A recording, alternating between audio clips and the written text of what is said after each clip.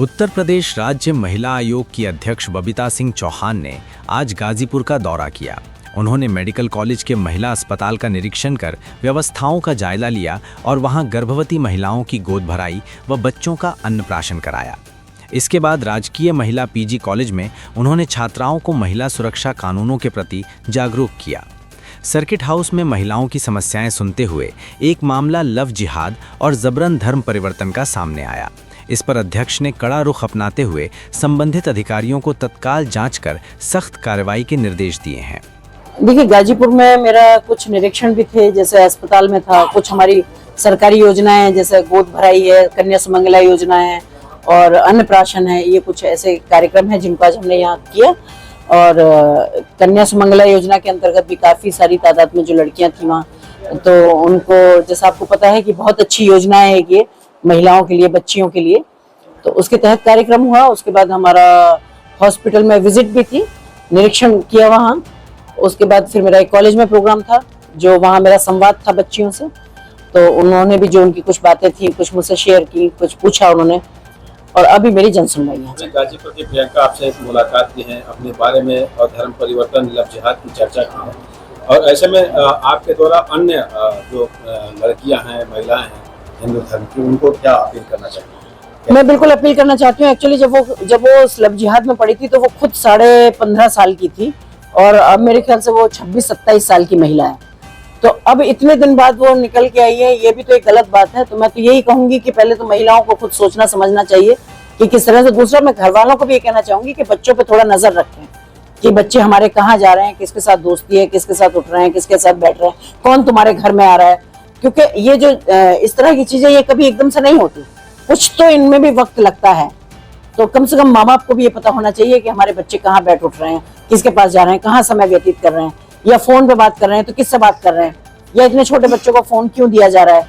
तो मुझे लग रहा है कुछ बहुत सारे विषय हैं इसमें, और अगर सब माँ बाप जागरूक हो जाए, सब समाज जागरूक हो जाए, तो इन गतिविधियों पर हम बहुत जल्दी कंट्रोल कर सकते हैं। प्रियंका जायसवाल हूँ।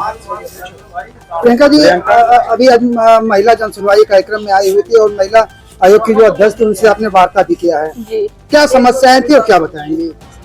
सर, समस्या ये है कि मुझे अपहरण करके 3 साल तक सन 2009 से लेकर 12 तक महाराष्ट्र के औरंगाबाद जिला में रखा गया था और मुसलमानों द्वारा किया गया था। कब की बात है ये? सर, 2009 की घटना है। फिर अब क्या हुआ? और 2017 मेरा धर्म परिवर्तन भी कराए वो लोग, 2 बच्चा भी पैदा किए। उसके बाद 2022 से हमारे कोर्ट गाजीपुर न्यायालय में 2022 से न्यायालय में चल रहा है मुकदमा। 164 का 15 महीने पहले बयान होना था, उस बयान को दबा दिया गया भैया।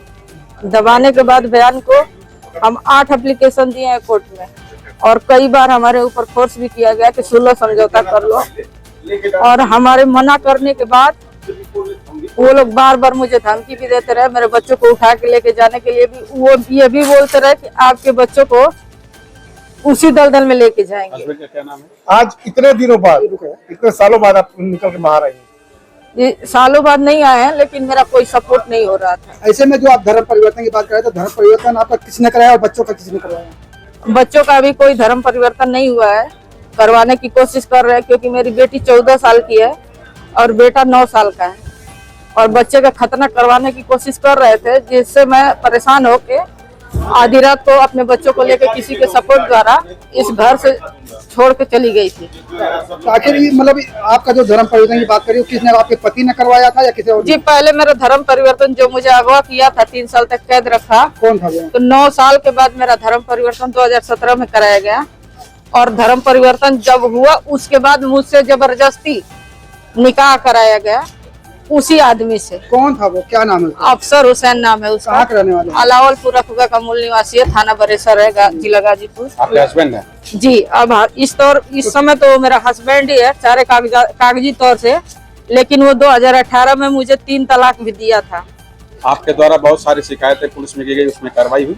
जी, कार्रवाई होता है, लेकिन पुलिस आगे तक हमेशा, शुरू से लेकर लास्ट तक, हमारे मुख्यमंत्री आदित्यनाथ योगी तक भी हमारा कैरेक्टरलेस होने का पर्चा हमेशा छापता रहता है।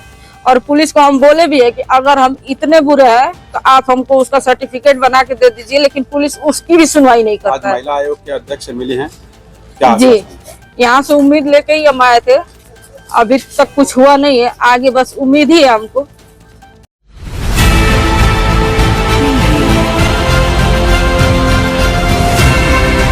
और नीचे जो वो सब्सक्राइब का बटन है ना, उसको हिट करो, जल्दी से करो सब्सक्राइब।